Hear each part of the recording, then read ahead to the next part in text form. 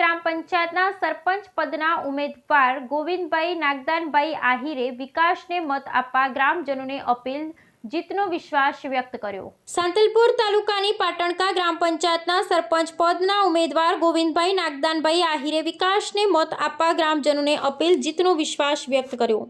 પાટણ જિલ્લાના સાંતલપુર તાલુકાની પાટણકા ગ્રામ પંચાયતના સરપંચ પદના મહિલા ઉમેદવાર ગોવિંદભાઈ નાગદાનભાઈ આહિરે તેમને જંગી બહુમતીથી જીતાડવા પોતાની લાગણી બાબરા ગ્રામજનો સમક્ષ વ્યક્ત કરી હતી।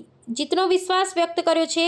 તેવા ચૂંટાયા પછી પાટણકા ગામમાં શુદ્ધ મીઠું પીવાનું પાણી, યુવાનો માટે રમતગમતનું મેદાન, સ્પર્ધાત્મક પરીક્ષાઓની તૈયારી કરતા યુવાનો માટે લાઇબ્રેરીની વ્યવસ્થા તેમજ રોડ રસ્તા, સ્ટ્રીટ લાઇટ, ગટર સહિતની વ્યવસ્થા કરી આપવાની સમસ્ત પાટણકા ગ્રામજનો સમક્ષ પોતાની લાગણી વ્યક્ત કરી। પાટણકાથી આહિર ગોવિંદભાઈ નાગદાનભાઈ સરપંચ ઉમેદવારીમાં એમનું ફોર્મ ભર્યું છે, તો પાટણકા ગામના તમામ વ્યક્તિઓ એમને ટેકો આપી છે। 18 આલમ એમને ટેકો આપે છે। બહુમતીથી એમને જીતાડીશું એવી આખા ગામને નમ્ર અપીલ છે। શું નામ તમારું? રબારી રેણાભાઈ સોમાભાઈ। નામ આહિર બાબુભાઈ અજાભાઈ। મારું નામ આહિર બાબુભાઈ અજાભાઈ છે।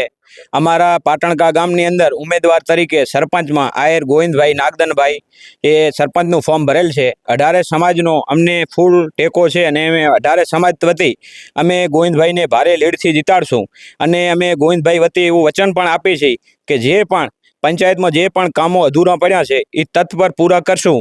જેવા કે રસ્તા છે, પાણી છે, લાઇટ છે, વીજળી છે, તમામે તમામ પૂરા કામ કરી અને પાટણકામાં ગોવિંદભાઈને મોટી લીડથી જીતાડશું। નામ આહિર ગોવિંદભાઈ નાગદાનભાઈ, ગામ પાટણકા, તાલુકો સાંતલપુર, જિલ્લો પાટણ।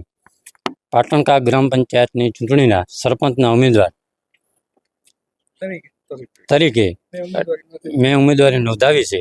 તો ગામ જંગી બહુમતીથી લીડથી મને જીતાડે તેના માટે 18 આલમને મારી અપીલ છે। હું જીત્યા પછી વિકાસના તમામ કામો જેવા કે આરોગ્ય, રસ્તા, ખેતીવાડી, લાઇટ, પાણી તમામની સુવિધા કરાવીશ। ગામને સીસીટીવીથી સજ્જ કરાવીશ।